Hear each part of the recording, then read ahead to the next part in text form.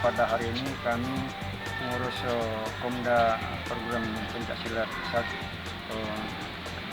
SMI Sumatera Selatan hari ini mengukuhkan Satria Akbar Alfarus sebagai Ketua Komdil Kota Palembang, karena suatu hal yang luar biasa. Dengan harapan kami hadir dengan saya ini Ketua Komda Kang Karnawan. Secara aklamasi beliau terpilih, kesepakatan daripada seluruh anggota SMI di Kota Palembang. Harapan kami beliau terpilih sebagai orang yang betul-betul cinta dengan Satria Muda Indonesia. Beliau ini adalah bini Pak Prabowo langsung dan sama dengan kami. Untuk itu merasa bangga beliau dapat menakodai SMI Kota Palembang, karena figur beliau salah satu tokoh generasi muda Kota Palembang yang memang cinta budaya Pencaksilat. Terima kasih. Ya.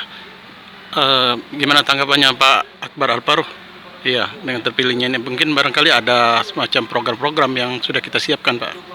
Ya, baiklah. Sebelumnya terima kasih. Saya satu kehormatan bagi saya dan bangga tersendiri bisa bergabung dan juga bisa memberikan menempatkan posisi dalam perguruan ya SMI Satria Muda Indonesia, yang dimana hari ini tanggung jawab dan amanah diberikan oleh para pengurus dan juga dari Komda Provinsi Sumatera Selatan perguruan SMI untuk menakodai sebagai ketua.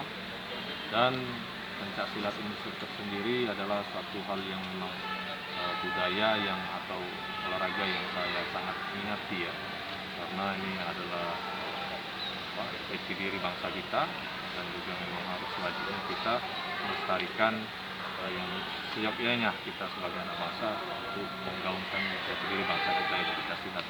Ke depan ada beberapa program yang akan kami jalankan, salah satunya mungkin untuk konsolidasi internal untuk pengurus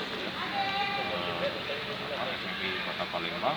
Setelah itu akan ada beberapa simulasi kejuaraan atau turnamen skala kecil yang akan kita buat, dan akan lebih berkonsolidasi lagi dengan IPSI Kota Palembang dan IPSI Sulsel, bagaimana bisa mengembangkan atlet-atlet IPSI atau yang undang-undang SMI supaya bisa berkiprah di kancah nasional maupun internasional. Mungkin itu.